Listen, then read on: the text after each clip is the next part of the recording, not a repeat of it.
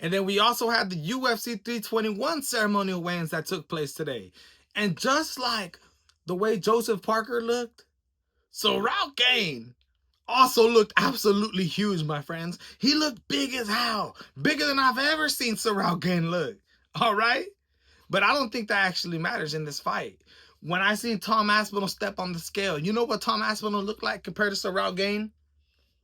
A fighter who's going to be way faster. Just because you're bigger and you're the buffer guy doesn't necessarily mean you're going to be the faster guy. Doesn't necessarily mean you're going to be the harder puncher. I believe when we watch these guys face off, you see the way Tom Aspinall's body looks. He looks good, dude. He looks absolutely in the best shape of his life. Of course, he's been waiting a whole year and a half to fight. All right? When they stared down, don't get me wrong, I did get a little bit of hairs on my back that told me, imagine a Sorrel game makes this close. But at the end of the day, I see Tom Aspinall. I see the way he came in the morning weigh-in show. He looked ripped. He looked great. I see the way he looked right now. His shoulders are tapered. Everything is looking good with Tom Aspinall, and I don't necessarily think that just because Sorrel Gain looks buffer and maybe in better shape, it's actually going to, subscribe to the cage, my friends. Now, Valter Walker. I absolutely love this, my friends. Of course, he was supposed to fight at UFC Brazil Fight Night. Charles Oliveira versus Mateus Gamrot. Was supposed to fight against Muhammad Usman, the brother of Kamaru Usman. Usman failed a goddamn drug test, right? For, what was it? What did he fail the drug test for? Testosterone. It was an unnormal amount of testosterone in his body, so they had to cancel the fight. Valter Walker was crying, literally crying backstage on how hurt he was because he wanted to fight in front of his fans in Brazil and get paid. All right? Louis Sutherland, the guy that Valter Walker is facing, same thing for him. He had a fight scheduled not too long ago, I believe, UFC Perth, Australia, Dominic Reyes versus Carlos Ulberg. He was supposed to fight on that card against who? Justin Tafa, who had to cancel the fight because he couldn't make the heavyweight limit. Both of these fighters coming in here in this weigh-in is two different bodies. You got Valter Walker coming in with the ankle necklace on him, looking like he's the heel hook king. We all know there's 3 heel hooks in a row. Okay? He got the freaking ankle that's cut in half around his neck, letting people know. And when he walks up to Sutherland, Valter Walker has been looking like he's in the absolute best shape of his life. And seeing him walk up to Louis Sutherland, he was looking at Louis Sutherland's body. He was looking at it up and down, almost if he was like trying to make fun of him.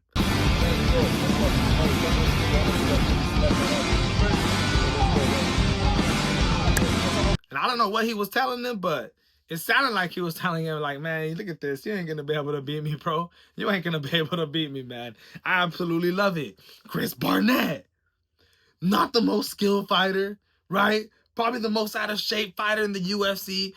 Should be in the welterweight division, but is fighting in the heavyweight division because he probably eats too much McDonald's or something. All right. He's going up against Hamdi Abdul-Wahab.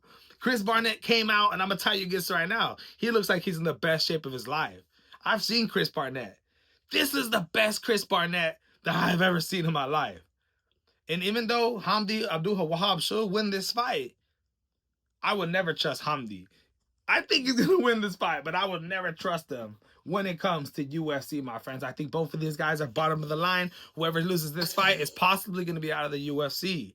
Now, 2 of the fighters that missed weight, you got Jose Delgado, missed weight by 1 pound, right? He's fighting Nathaniel Wood. He looked absolutely huge at the ceremonial weigh-ins. When they faced off, Jose Delgado had a significant size advantage, not just in the height, but in the shoulders, in the body. And I thought that was absolutely insane. I knew Jose Delgado was going to be the bigger fighter. You know, he has a tough time making this weight. He missed weight by 1 pound with 5 minutes left to go at the morning weigh-in shows. But still, dude, he's humongous for this, man. It's going to be a real interesting fight to see what happens now. Another fighter that missed weight, Azat Maxim. Azat Maxim, man, I mean, he's coming in here with a 2-fight losing streak, decided to miss weight by 3 pounds, And even though those fights were pretty close, Tagir Lumbekov, really close fight, really good fight, could have went either way. Charles Johnson, same thing. He dropped Charles Johnson in the first round, dominated him in the first round. It is very interesting to see him because now he's going up against Mitch Raposo. We all know Mitch Raposo. If you guys don't remember this guy, he's from The Ultimate Fighter. I thought he was actually going to be good, dude. I liked him from The Ultimate Fighter. This was a good-looking, confident guy with actual technique, actual skills, and didn't even end up doing good in The Ultimate Fighter. Came to the Dana White Contender Series, lost, right? Came back. He still hasn't got a win in the UFC yet. Of course, he's fought tough guys like Andre Lima. I mean, don't get me wrong, man. That's a tough one. You know what I mean? And now he's going up against a guy who I think at the ceremonial weigh-ins looked absolutely way more humongous than him. Azat Maxim, for the first time, I thought he was undersized against Tagir Lumbekov and Charles Johnson. He looks like he's bigger than Mitch in this fight. And in my opinion, that's going to be a big advantage for him. Azat Maxim, who missed weight by 3 pounds, didn't have to suffer, didn't have to cut those last 3 weights. Of course, both of the fighters who missed weight have to give up 30% of their purse now. And these are both catch weight fights. So Azat Maxim should win this fight, especially with the size advantage that he has and the skills that he has, the wrestling, even the striking. All right? Azamat Murzakanov versus Alexander Rakic. Alexander Rakic looks like he should be in a way different weight class compared to Azamat. I thought it was disrespectful the way that Alexander Rakic walked up to Azamat and was staring him down.